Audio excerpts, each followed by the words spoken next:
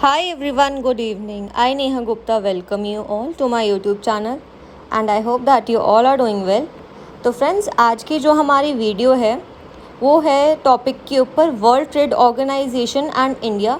तो फ्रेंड्स ये आपके India's foreign policy in a globalising world का ही एक पार्ट है जो कि आपकी 5th यूनिट है, that is India's negotiating style and strategies, trade environment and security regimes.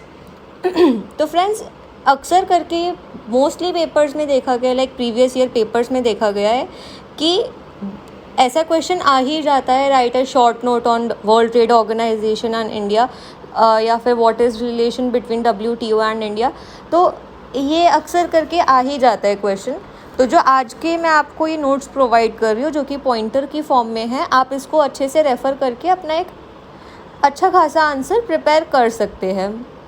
तो बेसिकली आपको इस आंसर में लिखना क्या है, सबसे पहले तो आप एक वर्ल्ड ट्रेड ऑर्गेनाइजेशन के बारे में शॉर्ट इंट्रो दे देंगे कि ये क्या है। मतलब like it is an international organisation that deals with international trade rules.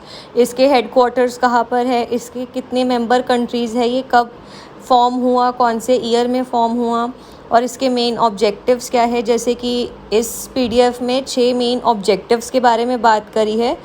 To establish and enforce international trade rules, to provide a forum for negotiating and monitoring further trade liberalization, to resolve trade disputes, to improve decision-making transparency, to collaborate with other major international economic institutions involved in economic management, and last, to assist developing countries in fully benefiting from the global trading system। आप ये introduction देने के बाद अपना main topic पर आ जाएंगे जो कि है WTO एंड इंडिया। तो आप इसमें बताओगे कि जो इंडिया है वो एक काफ़ी ज़्यादा इम्पॉर्टेंट फाउंडर मेंबर रह चुका है GATT, दैट इज़ गैट, और WTO का जो WTO था उसका प्रीडिसेसर GATT गैट था, जो कि है general agreement on tariffs and trades, जो कि 1947 में फॉर्म हुआ था। उसके बाद इसमें बेसिकली लाइक ये तो फैक्ट बेस्ड PDF है, तो you have to summarise it. आपको ये सब कुछ याद करना पड़ेगा। इसका ब्रॉडली ये है कि जो इंडिया है, जैसे कि हम सब जानते हैं कि वो आज के इंटरनेशनल सिनेरियो में एक इम्पॉर्टेंट डेवलपिंग कंट्री के रूप में देखी जाती है। तो आप इसमें ये पॉइंट्स ऐसे भी इंक्लूड कर सकते हैं, लाइक वैल्यू बेस्ड, कि जो इंडिया है वो इस चीज़ को एडवोकेट करता है कि जो भी डिस्पैरिटी है डेवलप्ड और डेवलपिंग नेशंस के बीच में, उनको कम करी जानी चाहिए।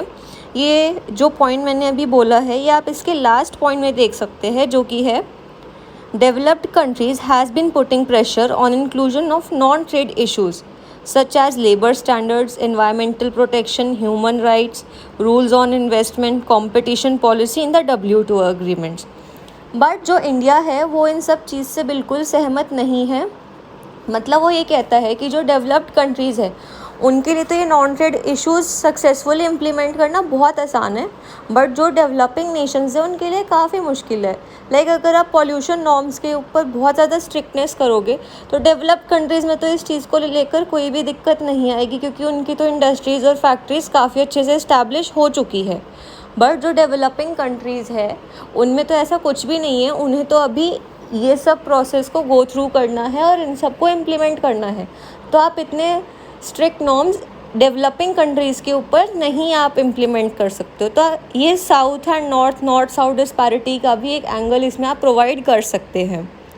तो फ्रेंड्स इसके बाद आप एक क्वेश्चन के हिसाब से कंक्लूजन दे देंगे जिसमें आप WTO के बारे में जो आपने इंट्रोडक्शन में लिखा आप उसको ब्रीफ कर देंगे, एंड जो आपसे क्वेश्चन में पूछा होगा आप उसको थोड़ा सा डिस्कस कर देंगे, और इंडिया और WTO का एक रिलेशन आप उसमें बता देंगे। तो फ्रेंड्स यही थी आज की एक शॉर्ट वीडियो, और अगर आपको कंटेंट रेलिवेंट लग रहा हो तो आप वीडियो को लाइक और शेयर ज़रूर करें और चैनल को सब्सक्राइब ज़रूर करें। Thank you so much.